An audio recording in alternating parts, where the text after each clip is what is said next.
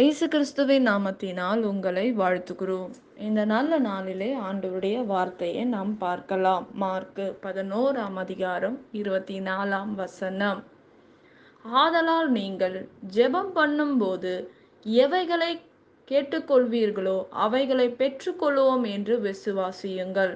அப்பொழுது அவைகள் உங்களுக்கு உண்டாகும் என்று சொல்லுகிறேன். ஆம் பிரியமானவர்களே, இந்த காலை வேளையில ஆண்டவர் உங்களோட பேசுகிற வார்த்தையை நாம் பார்க்கலாம்.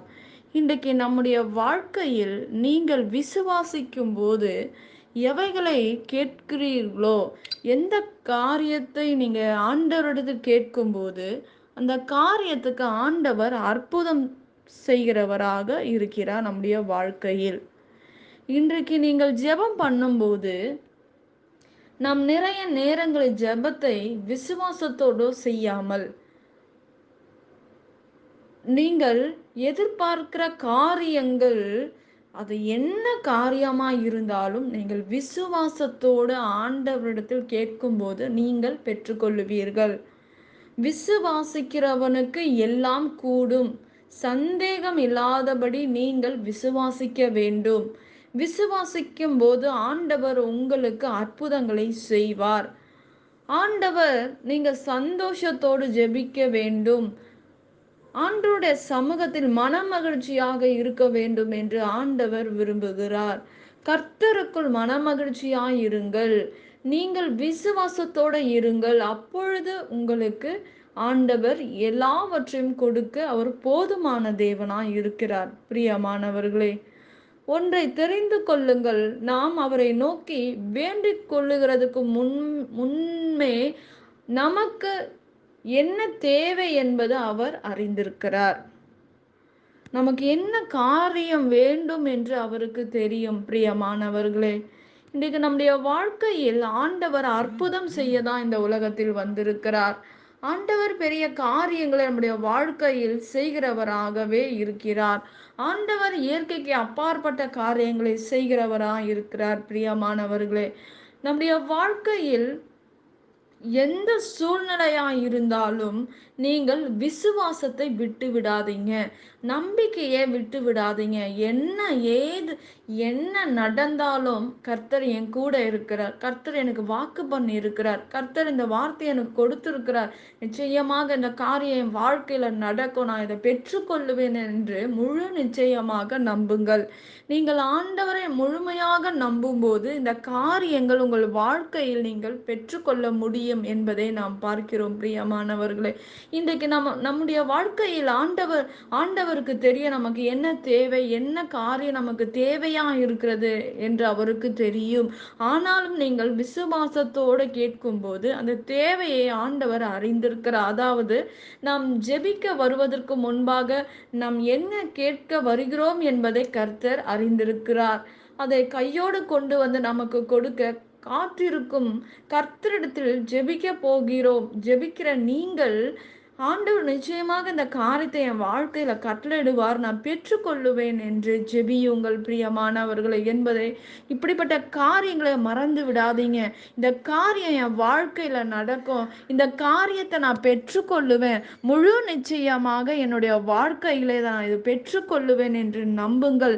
ஆண்டவர் நமக்கு சகலமும் நன்மைக்கு ஏதுவான காரியங்களை செய்ய அவர் உண்மை உள்ளவராய் இருக்கிறார். பிரியமானவர்களே, நீங்கள் ஆயத்தமாக இருக்கும்போது கர்த்தர் நன்மையான காரியங்களை செய்வார். தீமையான காரியங்கள் அல்ல, நன்மைக்கு ஏதுவான காரியங்களை ஆண்டவர் உங்களுடைய வாழ்க்கையில் செய்ய அவர் உண்மை உள்ளவராக இருக்கிறார். பிரியமானவர்களே, நிச்சயமாக நீங்கள் கர்த்தரிடத்தில் எவைகளை கேட்டுக்கொள்வீர்களோ அவைகளை பெற்றுக்கொண்டோம் என்பது முழு நிச்சயமாக விசுவாசிங்கள். அப்பொழுது அவைகள் உங்களுக்கு உண்டாகும். கர்த்தர் எல்லாவற்றாலும் நிரப்புகிறவராக இருக்கிறார் நம்முடைய வாழ்க்கையில். பிரியமானவர்களே, அவர் இல்லாத காரியங்களை அவர் இருக்கிறது போல நம்மை பாதுகாக்கிற தேவன், அதை உருவாக்குற தேவனாய் இருக்கிறார். உருவாக்குற வல்லமை நம்முடைய வாழ்க்கையில் கிரியை செய்ய வேண்டும்.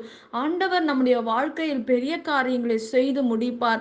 அற்புதங்களை செய்து முடிப்பார். பிரியமானவர்களே, நிச்சயமாக நீங்க ஜெபத்துல என்ன காரியம் உறுதியாக நீங்க கேட்கும்போது நீங்கள் பெற்றுக்கொள்ளுவீங்க.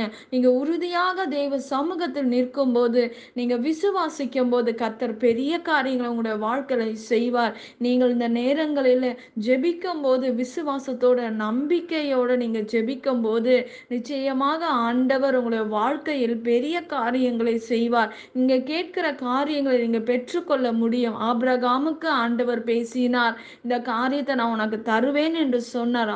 ஆபிரகாம் விசுவாசத்தோட காத்திருந்தார். காத்திருந்தது மாத்திரம் அல்ல, அவர் முழு நிச்சயமாக நம்பினார்.